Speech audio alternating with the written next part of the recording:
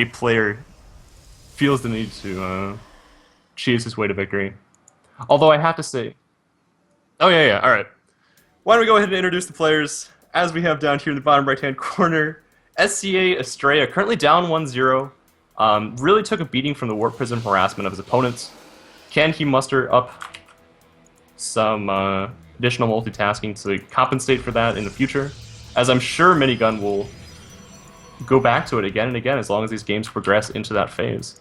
He really loves multi-pronged harassment and blink stalkers. I know that from playing against him a couple times. Did not end well. He has very good blink micro. And his opponent. It is Minigun, spawning as the Red Protoss. Second gas timing is really going to be the deciding factor in what builds these players will opt for, but I have to say, certain players have certain ways of playing this map out. Elfie, he one bases an awful lot on Ohana, and he really likes to go for one base Colossus all-ins in his PvPs. In terms of Minigun, I can't actually say. I haven't seen him streaming Wings of Liberty for quite a while. So it was actually rather interesting to me when we saw these guys, when I saw that these guys would be playing Wings of Liberty, because Minigun's been really gung-ho on Heartless Form recently. SCAstrea has obviously been playing and winning multiple Zotacs, or at least placing in them. Got to cast him, got to see him play multiple times. Very strong Protoss. And he will be opening up with this same 3-stalker pressure. And this just has so many transitions too. The gas timing will be relatively similar regardless of how you open, but we do see 2-on-the-1 guides, or I believe that is a mistake that will be corrected henceforth.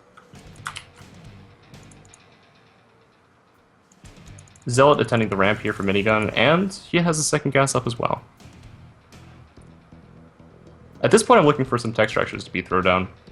3-gate pressure is actually pretty good on this map, but I have to say robotics openings are also very common. As well as that Stargate they like so much. Minigun being active, moving around his map, making sure that there aren't any hidden probes to potentially scout what he is doing. And at this point we see the same sentry opening.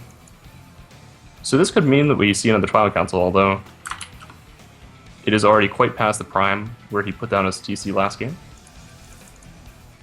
Oh, and this probe and the Stalker do not, in fact, meet up. This could be a very deciding factor in the game if that goes unnoticed. Although still, we see no tech being thrown down yet, and it will be an expansion out of Minigun. Interesting to see both of these players open up very economically on a map where I would not have expected to see such. This game also, I mean, Daybreak, it has a very wide open natural. It's very easy to attack your opponent and not really feel bad about it. There isn't much defender's advantage in a PvP scenario, but Ohana, on the other hand, this is a very small ramp. And it's very difficult to try and press this. Regardless of your advantage, you will see opponents contain off of 2 base while you're taking a third, while you're getting additional Colossi. But very rarely will you see someone actually commit to an engagement. Force fielding the ramps, so Minigun cannot get back. Focusing down the sentries with his stalkers, although one stalker and a sentry will be killed by the Zealots here. Nice force fields out of SCAstrea this far. He isn't going for additional sentries, and in turn focusing the stalker or the Zealots down. And Minigun at this point is just waiting for his Immortal. He doesn't have any Chrono Boost to make that come out any faster though, but this will be the end of SCAstrea's engagement. And after all, he has an expansion coming down behind this, so it is not all that committed. Only off of 2 gates. That's what I like about this build though. I mean, you can transition into whatever you feel like.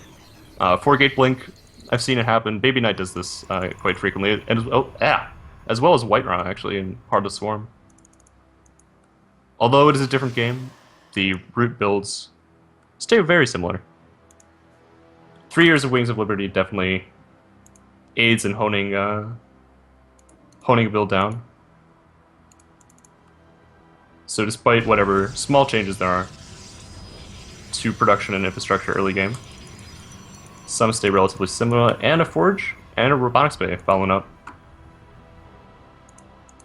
Yes, this is Hyper Colossus production match. As long as you can get that natural up, it is gung-ho Colossi time. Because there's so many engagement areas where there are chokes.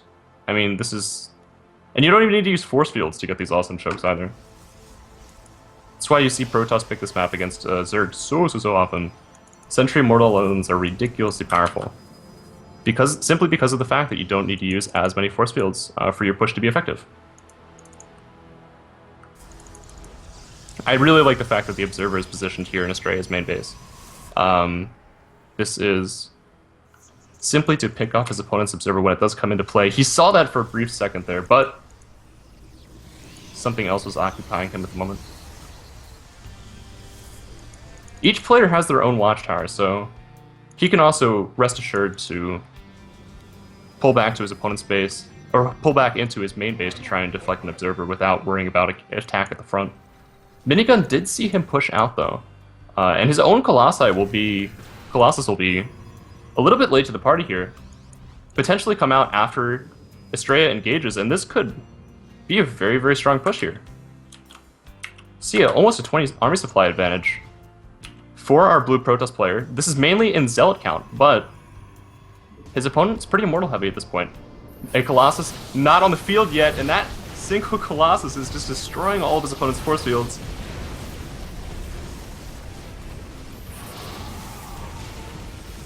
The engagement coming down, a lot of the Zealots really aren't getting an effective engagement thus far. Minigun's Colossus has spawned, but is just not able to deal with the sheer amount of units his opponent has. This is a very, very nice timing. Obviously picked for Ohana. This was SCAstrea's pick, and he had a build to go for. I mean, it works so effectively because it's a map where you get sentries, you expand behind it, and then you get Colossi out. And if you can hit before your opponent has a big Colossus count, and they're still on the sentry phase, this is what happens. So yeah, SCAstrea evening it out as we go 1-1 into the next game.